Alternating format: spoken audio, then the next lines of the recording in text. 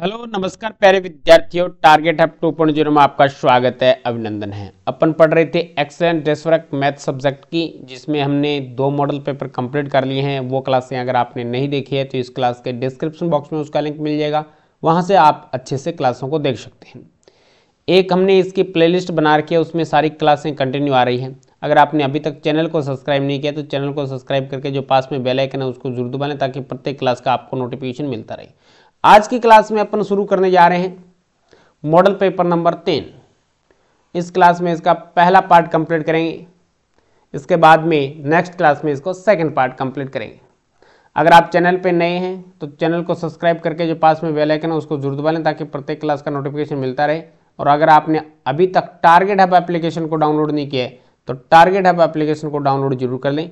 Link मैंने नीचे description box में दे रखा है, या फिर आप प्ले स्टोर में जाके सर्च मारोगे तो ये आपको टारगेट हब एप्लीकेशन सबसे ऊपर दिखाएगा, इसको आप डाउनलोड कर लें। इस पर एक सिलेबस का फोल्डर बना हुआ है, इसमें मोस्ट इंपॉर्टेंट क्वेश्चन की पीडीएफ आपको डाली जाएगी, बताई जाएगी। एग्जाम की दृष्टि से महत्वपूर्ण क्वेश्चन बताए जाएंगे। साथ साथ में इस पर बहुत सारी आप डेस्कवर्क की भी पीडीएफ डाउनलोड कर सकते हैं। अब मैं बता दूंगा, एक वीडियो लेके आऊँगा छोटी सी, उसमें बता दूंगा भी आपको किस प्रकार से डेस्कवर्क की पीडीएफ डाउनलोड करनी है। तो चलिएगा क्लास को शुरू करते हैं बिना किसी देरी की। आज की क्लास का पहला प्रश्न इस प्रकार से रहने वाला है कि 3/7 गुणा 5/3। तो देखो गुणा है, बीच में 3 से 3 कट जाएगा, 5/7 बचेगा। कितना बचेगा? 5/7 बचेगा। अब कई विद्यार्थी ऐसे भी करेंगे इसको कि सर जी मैं ऊपर वाली संख्या का ऊपर गुणा कर देते हैं। कोई बात नहीं, 5 × 15 कर दो और 7 × 21 कर दो। फिर ये 3 के पहाड़े से कट रहा है, 3 × 5 = 15, 3 × 7 = 21। रिजल्ट वही आएगा 5/7। ऑप्शन नंबर डी आपका राइट हो जाएगा। ऑप्शन नंबर डी आपका राइट हो जाएगा। इसके बाद में नेक्स्ट क्वेश्चन की तरफ चलते हैं। यदि समीकरण x/3 प्लस में 13 = 33 हो तो x का मान ज्ञात करो। यानी पहले तो ये 13 जो भाग प्लस में है ना, वो इधर जाएगा तो आपको पता है कि चिन्ह चेंज हो जाएगा, तो इधर जाके माइनस का बन जाएगा। तो x/3 बराबर क्या बन जाएगा? 33 माइनस में 13। 33 में से 13 घटाएंगे तो 20 बचेगा। और ये आपको पता है कि ये यहाँ पे भाग में है, इधर जाएगा तो गुणा में चला जाएगा। तो x का मान कितना आएगा? x बराबर आएगा 20 गुणा में 3। और 20 तिया कितना होता है? 60 होता है। 20 तिया कितना होता है? 60 होता है। Is that clear? तो ये बी ऑप्शन आपका राइट हो जाएगा। Option number B is the right answer. Next question पे चलते हैं। नेक्स्ट क्वेश्चन है, आयत के विकर्ण होते हैं। आयत के विकर्ण असमान होते हैं क्या? नहीं, बराबर होते हैं। बिल्कुल बिल्कुल राइट है। एक दूसरे के दोगुने गलत। आयत की आकृति आप जानते हैं, आमने सामने की भुजाएं बराबर होती है, और इसके जो विकर्ण होते हैं वो लंबाई में क्या होते हैं? समान होते हैं। ये आयत है, ये हमने इसके 2 विकर्ण खींच दिए जो कि लंबाई में बराबर होंगे। तो ऑप्शन नंबर बी आपका राइट आंसर होगा। नेक्स्ट क्वेश्चन पे चलते हैं। नेक्स्ट क्वेश्चन दे रखा है, एक वर्ग की भुजा 6 सेंटीमीटर है तो उसका क्षेत्रफल होगा। अब वर्ग का क्षेत्रफल क्या होता है? भुजा स्क्वायर होता है या भुजा गुणा भुजा होता है, एक ही बात है। कैसे भी लिखो, भुजा स्क्वायर लिखो या भुजा गुणा भुजा लिखो। तो भुजा 6 है तो 6 × 6 बराबर कितना हो जाएगा? 36 सेंटीमीटर स्क्वायर। 36 सेंटीमीटर स्क्वायर कौन सा ऑप्शन है? या वर्ग सेंटीमीटर या सेंटीमीटर स्क्वायर, एक ही बात है। तो ऑप्शन नंबर सी आपके पास में राइट आंसर हो जाएगा। चौथे का ऑप्शन नंबर सी राइट होगा।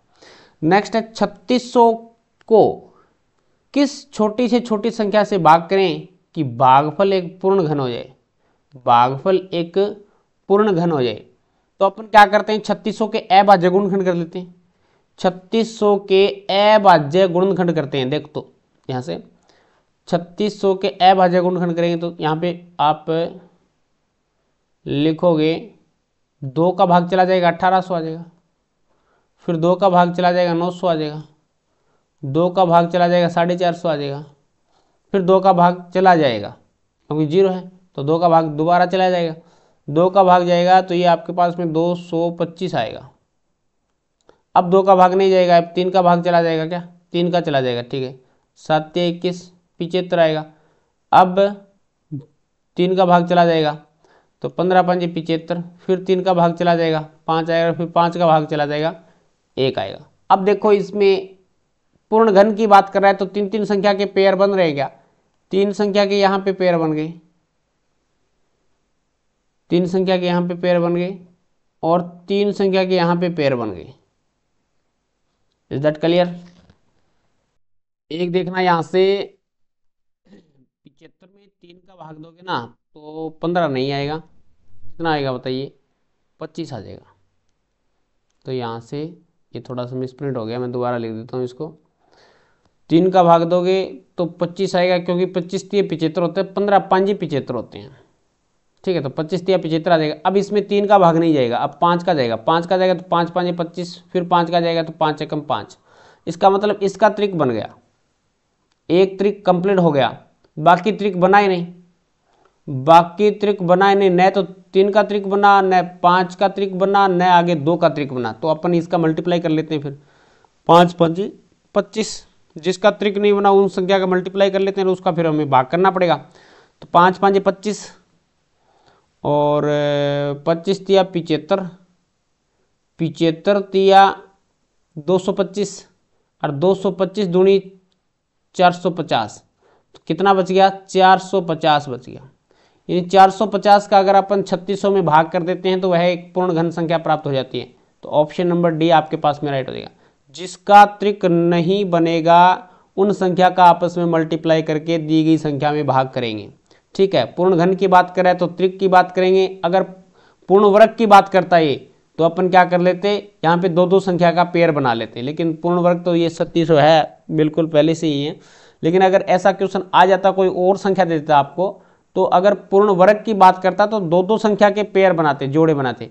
अब यहाँ पे अपन 3 3 संख्या के त्रिक बनाएंगे। Is that clear? पूर्ण घन की बात कर रहा है। चलो नेक्स्ट पे चलते हैं। यदि किसी वस्तु का अंकित मूल्य 80 रुपये है, इसे 76 में बाजार में बेचा जाता है, तो बट्टे की दर ज्ञात करो। देखो 80 रुपये की वस्तु 76 रुपये में बेच दी तो 4 रुपये का छूट दे दिया। कितने रुपए की छूट दे दी? 4 रुपये की छूट दे दी। कितने पे दे दी? 80 पे दे दी, गुणा में 100। छूट बट्टा, बट्टा क्या होता है? छूट होता है। छूट की दर निकालनी है। छूट पूछता डायरेक्ट कितने रुपए की छूट कर दी, तो 4 रुपये की छूट कर दी। लेकिन हमें तो प्रतिशत में निकालना है, तो छूट बट्टा जो इसका अंकित मूल्य है और गुणा में 100 आ जाएगा। अब इसको काटेंगे 4 के पाड़े से। 4 एकम 4, 4 दूनी 8, 20 बार कटेगा। 20 के पाड़े से काटेंगे, 20 एकम 20, 20 पंजे 100, यानी हमें 5% की छूट मिल गई। 5% की छूट मिल गई। ऑप्शन नंबर ए हमारा राइट हो जाएगा। नेक्स्ट क्वेश्चन पे चलते हैं। व्यंजक ए स्क्वायर प्लस बी है क्या है? एक पदी है कि द्विपदी? एक पद तो नहीं है, त्रिपद भी नहीं है, बहुपद भी नहीं है, द्विपद हो जाएगा, क्योंकि 2 ही पद है, ए स्क्वायर और बी। ए स्क्वायर बी 2 पद है, तो ऑप्शन नंबर बी राइट हो जाएगा। नेक्स्ट है 25/27 की घात 51 में घात का है आधार तो माइनस के 25/27 है। घात क्या है इसमें? घातांक इसकी बात करें तो घातांक आपके पास में 51 हो जाएगी। ऑप्शन नंबर सी राइट हो जाएगा। 51 है, अभी घात इसकी 51 है। आधार की बात करता, आधार पूछता तो माइनस का 25/27 है। नेक्स्ट क्वेश्चन पे चलते हैं। ये आपके एमसीक्यूज क्वेश्चन कंप्लीट हो गए। नेक्स्ट क्वेश्चन है वितरकता के उपयोग से निम्नलिखित का मान ज्ञात कीजिए। देखो यहाँ पे जो कट रहा है पहले उनको काटने की कोशिश करनी है। 4 एकम 4, 4 चौके 16, 3 के पाड़े से काटेंगे 3 तिया 9, क्योंकि बीच में गुणा है इसलिए काट रहे हैं, और 3 चौका 12। तो ये बच गया आपके पास में 3 गुणा 1/4 गुणा 4। बीच में क्या साइन है? प्लस का है। नेक्स्ट है 3 एकम 3, सॉरी 9 एकम 9 और 9 एकम 9, 9 के पाड़े से काट दिया, तो रिजल्ट बचेगा माइनस का 3 एकम 3 बटा 16 एकम 16। इसका मल्टीप्लाई कर लो, ये रिजल्ट आ जाएगा 3 एकम 3 बटे 4 चौके 16, और ये बीच में प्लस है, इधर माइनस के 3/16, प्लस माइनस का गुणा माइनस हो जाएगा, तो ये बनेगा 3/16 माइनस के 3/16। ये माइनस का ये प्लस का कट गया, रिजल्ट क्या देगा? 0 देगा। और रिजल्ट क्या देगा? 0 देगा। Is that clear? तो ये आपके पास में प्राप्त हो जाएगा। अब चलते हैं नेक्स्ट क्वेश्चन की तरफ। नेक्स्ट 10 नंबर क्वेश्चन आपको दे रखा है। क्लास को लाइक करें, शेयर करें प्यारे विद्यार्थियों। समीकरण 3 5z माइनस में 7 माइनस में 2 9z माइनस में 11 बराबर दे रखा है 4 8z माइनस में 13 माइनस में 17 कॉल कीजिए। यानी आपस में इनका मल्टीप्लाई करना है। पहले 3 का मल्टीप्लाई कर रहा हूँ मैं। 3 5 15 z माइनस में 3 7 21 माइनस में 9 दूनी 18 z माइनस और माइनस प्लस 11 दूनी 22 बराबर 8 चौका 32 z माइनस में 13 दूनी 26 13 3 40 13 चौके 52 13 चौके 52 मल्टीप्लाई कर दिया 4 का अंदर और माइनस के 17 है। अब देख लो यहाँ से कितने हैं 15 z है और माइनस के हैं 18 z। तो पता है प्लस के 15 है माइनस के 18 है तो माइनस का 3 z बचेगा। माइनस का 3 z बचेगा। माइनस के 21 हैं प्लस के 22 हैं तो प्लस का 1 बचेगा। प्लस का 1 बचेगा बराबर 32 z है। कितना है 32 z है। 32 z है। माइनस के 17 है माइनस के 52 है दोनों माइनस के हैं जुड़ जाएंगे 7 और 2 9 हो जाएंगे और 5 और 1 6 हो जाएंगे 69 हो जाएंगे। ठीक है अब 32 को तो मैं इधर लेके जाता हूं तो ये मेरे पास में है माइनस के 3 z 32 प्लस के इधर जाके माइनस के 32 बन जाएंगे और माइनस के 69 यहाँ पे है ही और प्लस का 1 इधर आके माइनस का 1 बन जाएगा। तो ये कितना हो गया 32 और 3 35 माइनस के 35 z बराबर माइनस का 69 माइनस का 1 माइनस का 17 हो जाएगा। माइनस से माइनस कर देगा तो z का मान कितना आएगा z बराबर आ जाएगा आपके पास में 70/35 35 दूनी 70 35 दूनी 70 तो z का मान आ जाएगा आपके पास में 2। कितना आ जाएगा 2 आ जाएगा। ये आपका उत्तर हो जाएगा। ले लो स्क्रीनशॉट फिर नेक्स्ट पे चलते हैं। नेक्स्ट क्वेश्चन दे रखा है निम्नलिखित संख्याओं में से प्रत्येक के घन का इकाई अंक ज्ञात करो। प्रत्येक के घन का इकाई अंक ज्ञात करो। सबसे पहले मैं पहला करता हूं लिखोगे 1005 में इकाई अंक क्या है बताओ 5 है। अब 5 का घन करेंगे 5 का घन करेंगे तो 125 होता है 125 होगा 125 होगा। तो अब देखो 125 का इकाई अंक क्या है 5 है। 125 का इकाई अंक क्या है सर जी 5 है। 125 का इकाई अंक क्या है 5 है। तो लिखोगे 1005 का घन करने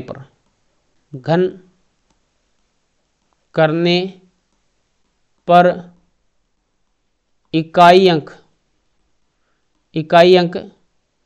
5 होगा। इकाई अंक 5 होगा भी 1005 का घन नहीं करना आपको इकाई अंक उठाना है और उसका ही घन करना है। फिर देख लेना है भी इकाई में अंक कौन सा आता है। आपने देखा कि सर 5 आ रहा है तो बस 1005 का घन करेंगे तो भी इकाई अंक क्या आएगा 5 ही आएगा। इज दैट क्लियर समझ गए ना। अब इसका दूसरा कर लेते हैं भाया। अब अपन सेकंड देखते हैं जिसमें हमें दे रखा है 1024। क्या दे रखा है 1024 में इकाई का अंक बराबर क्या है बताइए 4 है। तो आप 4 का क्या करेंगे 4 का घन करेंगे तो कितना आ जाएगा 4 चौके 16 16 चौके 64 आएगा 64 आएगा। तो इसमें इकाई का अंक कितना है 4 है। तो लिखोगे 1024 का घन करने पे 1024 का घन करने पर इकाई अंक 4 होगा। Is that clear. बस इस प्रकार से करना है। इकाई का अंक उठाना है उसका घन करना है। अगर ये वर्ग की बात करें तो इकाई का अंक उठाना है और वर्ग करना है। बस क्लियर बात है। नेक्स्ट क्वेश्चन पे चलते हैं। नेक्स्ट क्वेश्चन आपको 12 नंबर दे रखा है कि एक फुटबॉल टीम ने कुल जितने मैच खेले उसमें से 10 में जीत हासिल की। ठीक है उसकी जीत का प्रतिशत 100 था। उसने मैच खेले 100%, उसने मैच खेले 100% और जीत का प्रतिशत कितना था? 40% था। और मैच कितने जीते? 10 जीते। तो टीम ने कुल कितने मैच खेले? 100% खेले। मैच टीम ने 100% मैच खेले तो लिखोगे दिया है 40% बराबर 10 मैच। कितने दे रखे हैं? 40% बराबर 10 मैच दे रखे हैं। सबसे पहले अपन 1% का मान निकाल लें। 1% का मान निकालेंगे, ये 40 गुणा में है, इधर जाएगा भाग में चला जाएगा तो 10/40 मैच आ जाएगा। 10/40 मैच, 0 से 0 को काटेंगे तो 1% का मान कितना आ जाएगा? 1/4 मैच आ जाएगा। 1/4 मैच आएगा। तो कुल मैच खेले लिखोगे, कुल मैच खेले। कुल मैच कितने खेले? बराबर 100%, बराबर 100%। और 100% का मान कितना हो जाएगा? 100 गुणा 1/4। ठीक है, 100 से 1/4 को गुणा कर देंगे तो 4 के पहाड़े से काटेंगे, 4 एकम 4, 25 चौका 100, यानी कितने मैच आ जाएंगे? 25 मैच आएंगे। यानी कुल कितने मैच खेले? 25 मैच खेले। बी 1% का मान 1/4 मैच आ गया तो कुल मैच आ गए 100%। 100% का मान आ गया 25 मैच। तो फुटबॉल टीम के द्वारा कुल 25 मैच खेले गए। Is that clear? Next question पे चलते हैं। ये आपके समझ में आ गया होगा। देख लो 13 नंबर क्वेश्चन।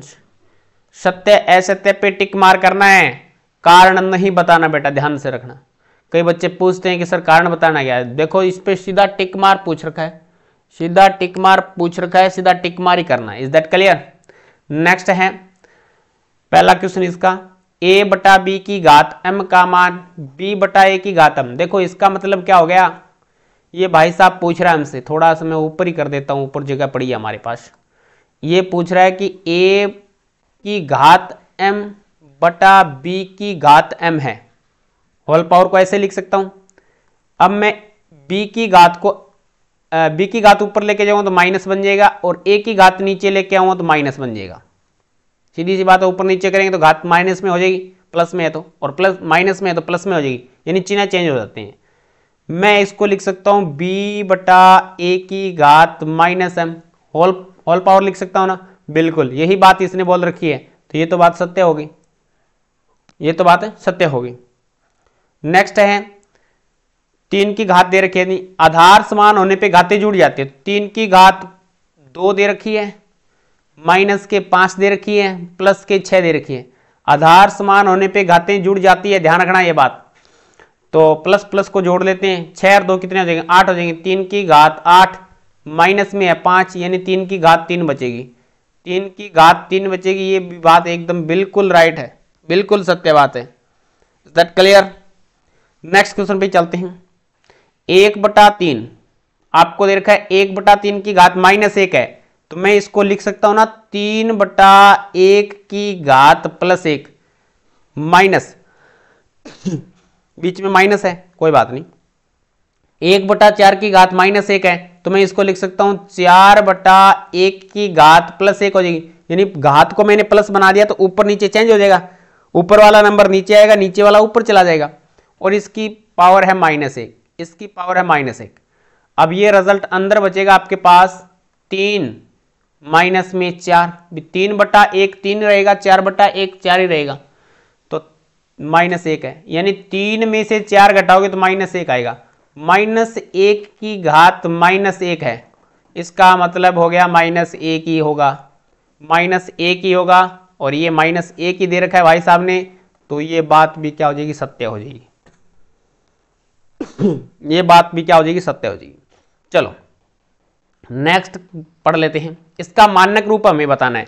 सबसे पहले आपको दे रखा है 0 पॉइंट, कितने जीरो दे रखे हैं सर जी? 3 जीरो लगा रखे हैं, लगा दो, और 3 1।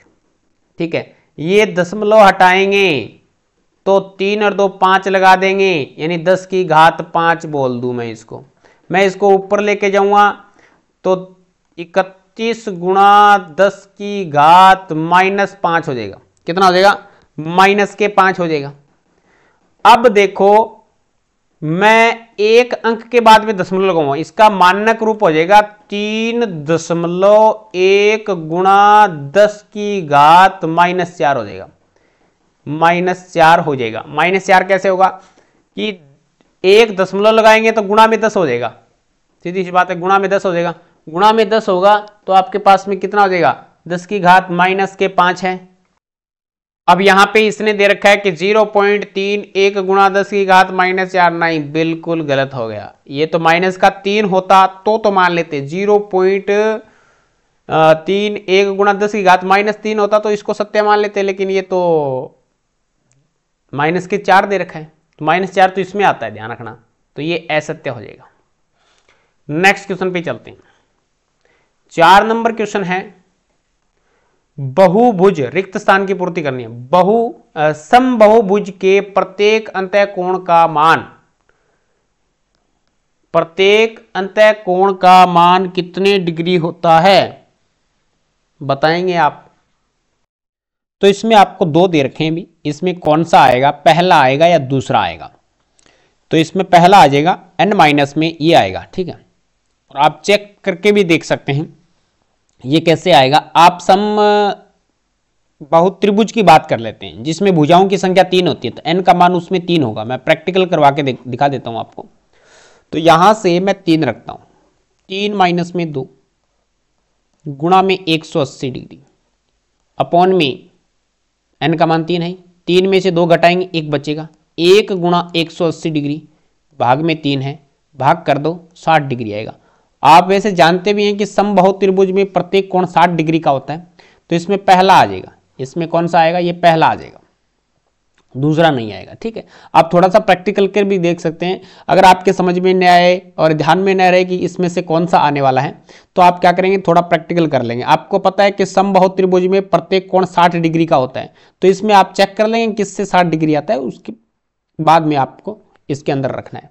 नेक्स्ट है, किसी समबाहु में अधिक से अधिक बाह्य कोण कितने डिग्री का संभव है। किसी समबाहु में अधिक से अधिक बाह्य कोण कितने डिग्री का संभव है।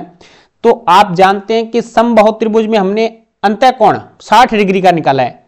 तो आपको पता है भी कोई भी त्रिभुज बनाते हैं, जैसे मैंने ये त्रिभुज बना दिया, इसमें ये 60 डिग्री का है, तो बाह्य कोण अधिक से अधिक कितने डिग्री का बन सकता है, 120 डिग्री का बनेगा। 120 डिग्री का बनेगा तो यहां पे 120 डिग्री आएगा। क्या आएगा, 120 डिग्री आएगा। आकृति में हमें y का मान पूछे, आकृति में हमें y का मान पूछा है, ठीक है। तो y का मान कैसे बताएंगे, ये आकृति दे रखी है, इस आकृति का नाम हमें नहीं दे रखा, इसने इस आकृति का नाम नहीं दे रखा, लेकिन इस आकृति का नाम देता, ये हमें बताता कि ABCD एक समांतर चतुर्भुज है। ABCD एक समांतर चतुर्भुज है और समांतर चतुर्भुज के आसन कोणों का योग 180 डिग्री होता है। कितना होता है, आसन कोणों का योग 180 डिग्री होता है। तो ये 50 डिग्री है, 50 डिग्री में मैं कितना जोड़ दूं कि 180 बन जाए। तो आप कहेंगे सर जी 120 जोड़ेंगे तो 170 होगा, लेकिन 130 जोड़ दो। क्या जोड़ दो, 130 जोड़ दो। इसमें 120 था, इसमें 130 जोड़ना पड़ेगा, तो y डिग्री का मान कितना आएगा, 130 डिग्री आ जाएगा। इज दैट क्लियर, समझदार हैं, समझ गए हैं। 50 डिग्री में 130 जोड़ेंगे तो 180 हो जाएगा। और आप जानते हैं कि समांतर चतुर्भुज के आसन कोणों का योग कितना होता है, 180 डिग्री होता है। नेक्स्ट है, समपंचभुज के प्रत्येक अंतःकोण का मान ज्ञात करो। समपंचभुज, अब इसने पंचभुज दे दिया तो आप क्या रखेंगे, इसी फॉर्मूले के अंदर मान रख देंगे। इस फॉर्मूले के अंदर 5 रख देंगे, तो आपने 5 रखा, 5 माइनस में 2 गुणा 180 बटा 5, 5 में से 2 घटा दो 3 आएगा, 3 ही आएगा ना, 3 गुणा, यही पूछा है समपंचभुज के अंतःकोण का मान, प्रत्येक अंतःकोण का मान पूछा, ठीक है। तो इस फॉर्मूले के अंदर रखेंगे, n माइनस में 2 वाले फॉर्मूले में रखेंगे, तो 5 में से 2 घटाओगे 3 आएगा, 3 गुणा 180 भाग में 5 है, तो 5 से कट रहा है क्या, 5 से काट देते हैं, 5 एकम 5, 5 तिया 15, बच गया 3, 30, 5 का 30 और 36 तिया 108 हो जाएगी, 36 तिया 108 हो जाएगा।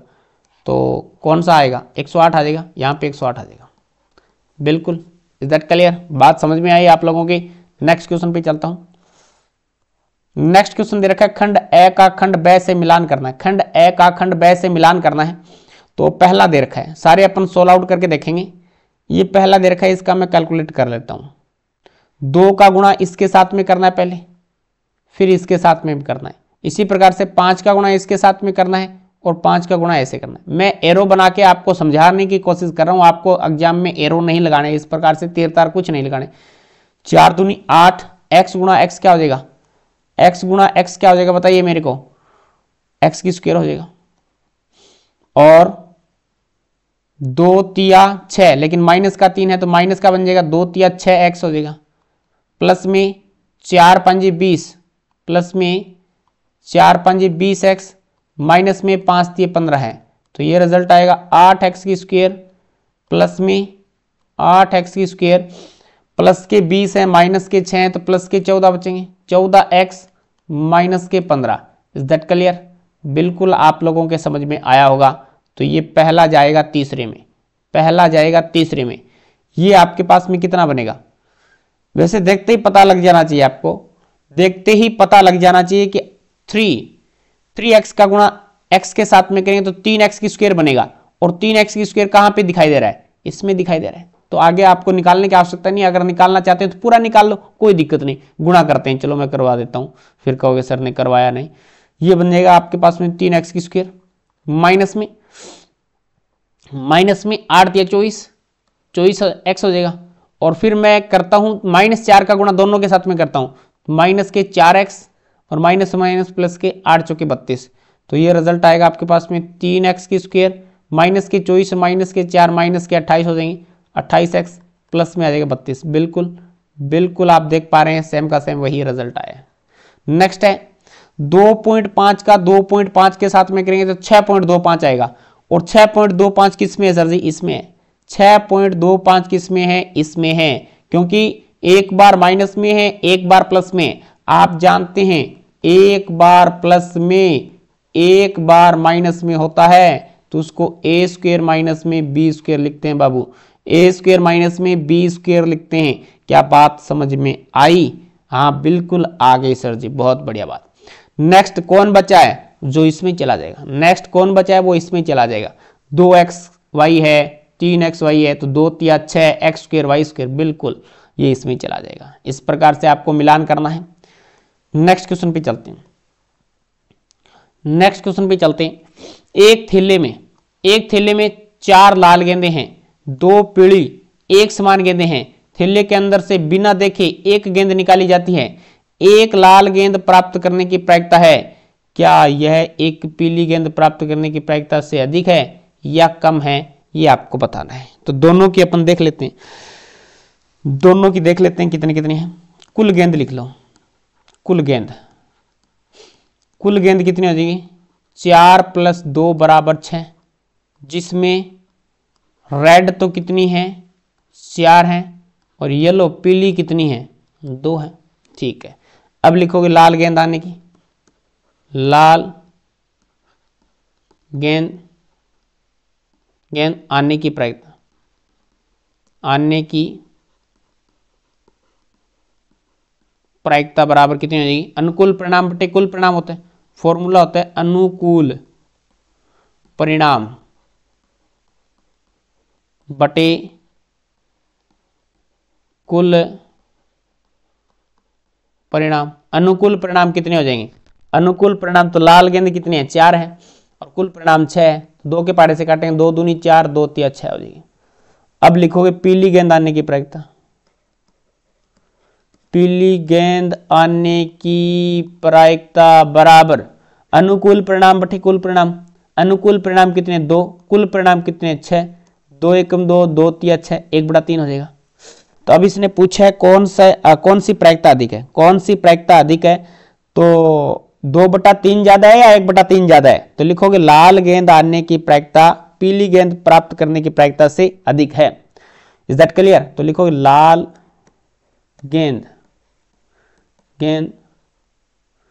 आने की प्रायिकता, आने की प्रायिकता पीली गेंद आने की प्रायिकता से अधिक है। लाल गेंद आने की प्रायिकता पीली गेंद आने की प्रायिकता से अधिक है। बिल्कुल यही बताना था, ये हमने बता दिया है। अब चलते हैं नेक्स्ट पे। नेक्स्ट हमें 17 नंबर दे रखा है। 17 नंबर में दे रखा है 123 की घात 2, 77 की घात 2, 82 की घात 2, 162 की घात 2, 109 की घात 2 में से कौन सी संख्या अंक 1 पे समाप्त होगी। तो देखो 123 की घात 2 में 3 है, इकाई अंक क्या है, 3 है। 123 में इकाई अंक बराबर 3, तो 3 की स्क्वायर कर दो, 3 की स्क्वायर 9, जो कि 9 आएगा इकाई अंक। ठीक है, आप लिखोगे 77 में इकाई अंक देख लो कितना है, इकाई अंक बराबर आ जाएगा 7, तो आप करेंगे 7 की स्क्वायर 49 आएगा, 7 की स्क्वायर 49 आएगा, तो इकाई अंक 9 आ रहा है, इस पे भी नहीं हो रहा।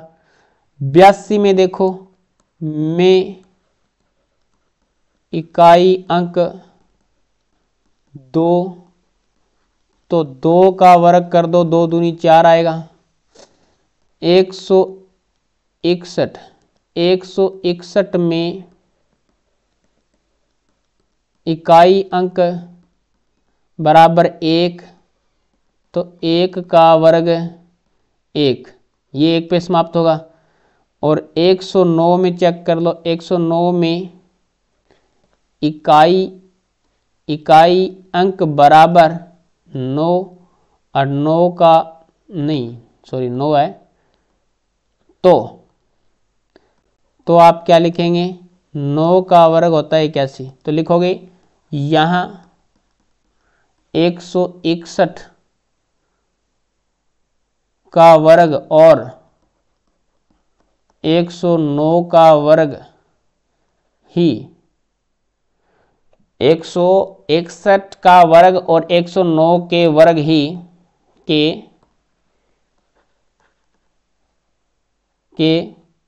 या का मान इकाई अंक 1 पे समाप्त हो, ऐसे लिख दो ना। 161 का स्क्वायर और 109 का स्क्वायर का मान ही इकाई अंक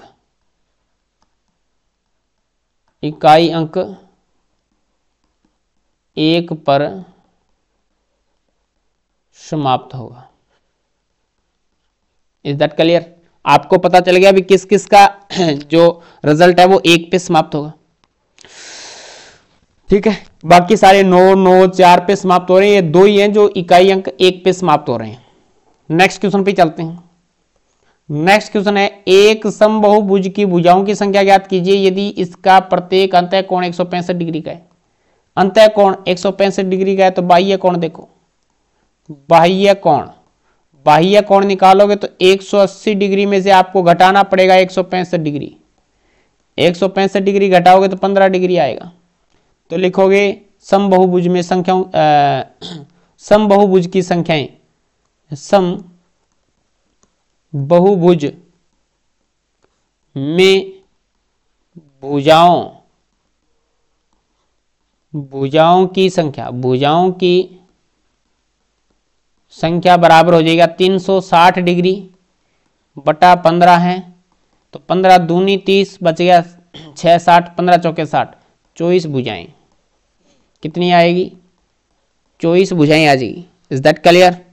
24 भुजाएं आएगी, डिग्री मत कर देना।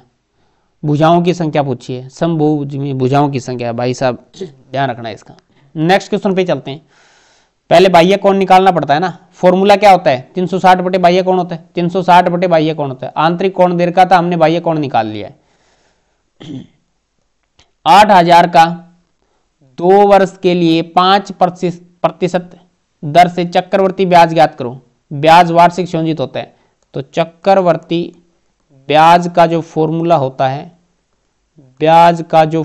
होता है वो इस प्रकार से होता है, मूलधन क्या होता है, मूलधन गुणा 1 प्लस दर बटा 100 घात समय माइनस में मूलधन, माइनस में मूलधन। तो मूलधन कितना है, 8000 है। 8000 गुणा में 1 प्लस दर है 5 बटे 100 घात समय 2 माइनस में मूलधन है 8000। तो ये हो जाएगा आपके पास 8000 गुणा में 100 एकम 100 5 105, 105 बटे 100, 2 घात है तो 2 बार लिख दो, कोई दिक्कत नहीं है, ठीक है। माइनस में कर दो मूलधन, माइनस में कर दो मूलधन बाबू, माइनस में 8000 कर दो। अब ये कैलकुलेट करना है, 2 जीरो से 2 जीरो, 1 जीरो से 1 जीरो, 5 के पाड़े से काटेंगे, 23 पंजा 105 होते हैं, सॉरी 21 पंजे 105 होते हैं, 23 पंजे 115 हो जाते हैं। तो 21 पंजे 105, 21 पंजे 105, 5 दूनी 10, 2 के पाड़े से काटेंगे, 2 एकम 2, 4 दूनी 8। तो ये रिजल्ट आएगा 4 और 4 दूनी 8 गुणा में 105, माइनस में करना है 8000, माइनस में करना है 8000। तो आपको क्या करना पड़ेगा, अब 84 का मल्टीप्लाई 105 के साथ में करना पड़ेगा, कर दो। 84 मल्टीप्लाई 105 करेंगे तो 8800 आएगा। कितना आएगा, मैं साइड में लिख देता हूँ। यहाँ पे रिजल्ट आएगा आपके पास में 8820 माइनस में 8000 करना है, तो ये आएगा आपके पास में 820 रुपये। ये चक्रवर्ती ब्याज आ जाएगा, ये आपके पास में चक्रवर्ती ब्याज आएगा 820 रुपये। Is that clear? Next question पे चलूँ? चलो सर जी, चलो भाग के चलो। नेक्स्ट क्वेश्चन आपके पास में है, माल से लदा हुआ एक ट्रक 25 मिनट में 14 किलोमीटर चलता है। यदि चाल वही रहे तो 5 घंटे में कितनी दूरी तय करेगा? 5 घंटे का पूछ रहा है बाबू, ये 5 घंटे में कितनी दूरी तय करेगा? तो लिखोगे ट्रक की चाल या ट्रक, पहले किस में पूछ रहा है, ये 5 घंटे में पूछ रहा है ना, तो पहले अपन निकालेंगे ट्रक 25 मिनट में चलता है बराबर कितना आएगा, 14 किलोमीटर। तो ट्रक 1 मिनट में चलेगा, 1 मिनट में कितना चलेगा, 14 में 25 का भाग दे देंगे, 14 बटे 25 किलोमीटर। 1 घंटे का निकाल लूँ मैं, 1 घंटे का निकाल लूँ क्या? 1 घंटे में 60 मिनट होते हैं, कितने होते हैं, 60 मिनट होते हैं, कट जाएगा क्या? मैं 5 घंटे का निकाल लूँ डायरेक्ट। अब 1 घंटे में चलेगा बराबर 14 बटे 25 गुणा 1 घंटे में कितने मिनट होते हैं, 60 मिनट होते हैं, इतना किलोमीटर चलेगा। 5 के पाड़े से काटेंगे, 5 एकम 5, 5 दूनी 10 और 5 पंजे 25।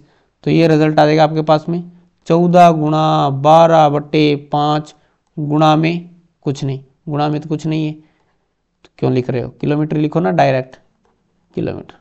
अब लिखोगे अतः 5 घंटे में ट्रक द्वारा तय की गई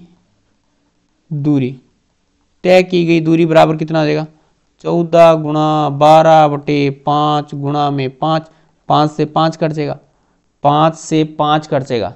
रिजल्ट कितना आएगा, 14 गुणा 12, 168 किलोमीटर, 168 किलोमीटर। 5 घंटे में ट्रक कितना चलेगा? ट्रक चलेगा सर जी 168 किलोमीटर, 168 किलोमीटर। या तो इसको टेबल बना के कर सकते हो या आप सीधा कर सकते हो। टेबल बनाने को जरूरी नहीं प्रत्येक कंडीशन में कि आप टेबल बनाए, कोई फिक्स नहीं है, ठीक है। आपको जैसे आता है वैसे कर सकते हैं, टेबल की सहायता से करें या ऐसे करें, ठीक है। टेबल बना के भी कर सकते हो, कोई दिक्कत नहीं, ऐसे भी कर सकते हो। फिर आपको क्या करना पड़ेगा, घंटे को मिनट में चेंज करना पड़ेगा। टेबल बनाओगे ना तो थोड़ा सा बता देता हूँ, चलो हिंट बता देता हूँ मैं आपको। टेबल बनाओगे तो ऐसे करना पड़ेगा, फिर आपको टेबल बनाओगे तो ये तो दूरी आ जाएगी, दूरी किलोमीटर में, समय मिनट में, तो दूरी 14 किलोमीटर है, समय 25 मिनट है। दूरी x किलोमीटर है, समय 300 मिनट है, क्योंकि 5 घंटे को मिनट में चेंज करोगे तो 60 गुणा 5 करना पड़ेगा, यानी आपके पास में 300 मिनट आएगा। कितना आएगा? 300 मिनट आएगा। बस इसका गुणा कर देना आपस में, रिजल्ट आ जाएगा। ठीक है, नेक्स्ट पे चलते हैं। समानुपात में ये व्युत्क्रमानुपाती नहीं है।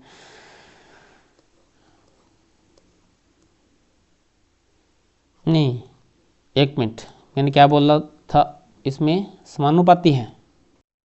तो ये कि अगर इसकी चाल, ट्रक की चाल बढ़ेगी ना, अलग अलग कंडीशन होती है इसमें। जैसे ट्रक की चाल बढ़ेगी तो तय की गई दूरी भी बढ़ेगी, ट्रक की चाल बढ़ेगी तो तय की गई दूरी भी बढ़ जाएगी।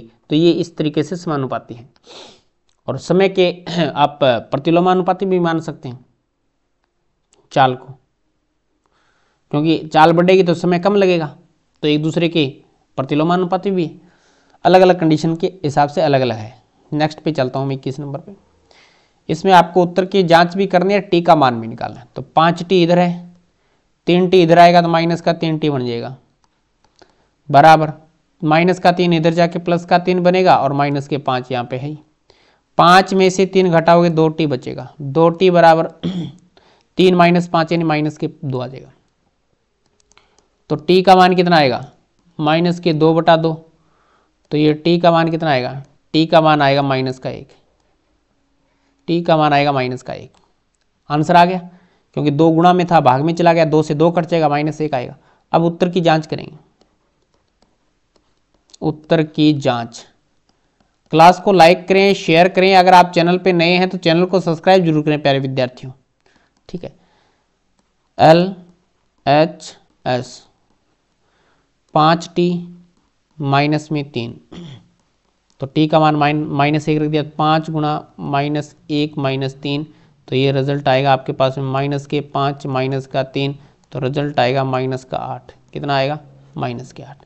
अब लिखोगे RHS से, RHS से देखो क्या आएगा, लिख दो 3t माइनस में 5, t का मान है 3 गुणा -1 माइनस के 5, तो रिजल्ट आ जाएगा माइनस की 3 एकम 3 माइनस के 5 -3 माइनस के 5 माइनस के 8 आ जाएगा, माइनस के 8 आ जाएगा। तो लिखोगे LHS बराबर RHS, LHS बराबर RHS है, बिल्कुल एकदम राइट आंसर है। नेक्स्ट क्वेश्चन पे चलते हैं। नेक्स्ट क्वेश्चन आपको दे रखा है 22 नंबर कि 360 व्यक्तियों के एक समूह में 3 ऋतुओं वर्षा, सर्दी, गर्मी में से अपनी मनपसंद ऋतु के लिए मतदान करने को कहा गया। इस आंकड़ों को संलग्न सारणी में दर्शाया गया है। किस ऋतु में सबसे अधिक मत मिले? प्रत्येक त्रिज्यखंड का केंद्रीय कोण ज्ञात करना है। इस सूचना को दर्शाने के लिए एक पाई चार्ट भी खींचना है। तो देखो सीधी सी बात है कि मैं इसके अंदर ही बना देता हूँ केंद्रीय कोण। यहाँ सर जी, और कोई बात नहीं, थोड़ा छोटा पड़ेगा, मैं नेक्स्ट पे ही बना देता हूँ। फिर देखो बात ऐसे है, थोड़ा इधर हो जाए बाबू, नहीं होगा ये तो। देखो मैं केंद्रीय कोण बनाता हूँ, यहाँ पे बना देते हैं, थोड़ा सी जगह हमारे पास में है। एक साइड में अपन पाई चार्ट खींच देंगे। ऋतु, मतदाताओं की संख्या, केंद्रीय कोण। ठीक है, ये नाम लिख लेना आप। मैं इसमें लिख रहा हूँ ओनली फॉर केंद्रीय कोण। ये जो भी है मतों की संख्या है, क्या मतों की संख्या, और यह ऋतु ग्रीष्म, फिर आ जाएगी वर्षा, और फिर आ जाएगी शीत। इसमें 90 है, इसमें 120 है, इसमें 150 है। टोटल कितने हो जाएंगे? टोटल कोई बता सकता है? जोड़ दो इन सभी को। योग कितना होगा बताओ?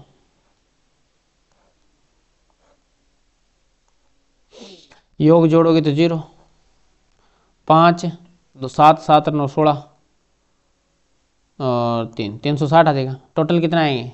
360 आएंगे। ठीक है, 360 डिग्री नहीं है, 360 ही है ओनली। 360 मतों की संख्या आई। तो केंद्रीय कोण ज्ञात करेंगे तो 90/360 गुणा में 360 आएगा। 360 से 360 कट जाएगा, 90 डिग्री आएगा। ये आ जाएगा 120/360 गुणा में 360 डिग्री आएगा। 360 से 360 कटेगा, 120 डिग्री आएगा।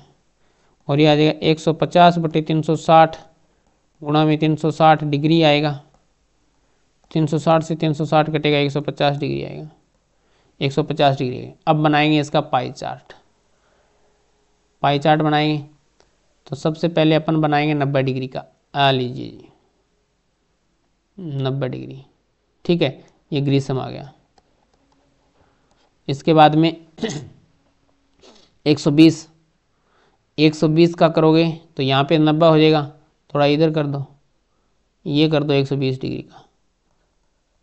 120 डिग्री का वर्षा ऋतु को पसंद करते हैं। और सबसे ज़्यादा 150 डिग्री के लास्ट में बचेगा, जिसमें शीत ऋतु को पसंद किया जाता है। शीत ऋतु को पसंद किया जाता है, ठीक है। अब किस ऋतु को सबसे अधिक मत मिले तो लिखोगे सबसे अधिक मत। सबसे अधिक, पहले का आंसर दे रहा हूं, सबसे अधिक मत शीत ऋतु को मिले। देख लो, शीत ऋतु को मिले, ठीक है।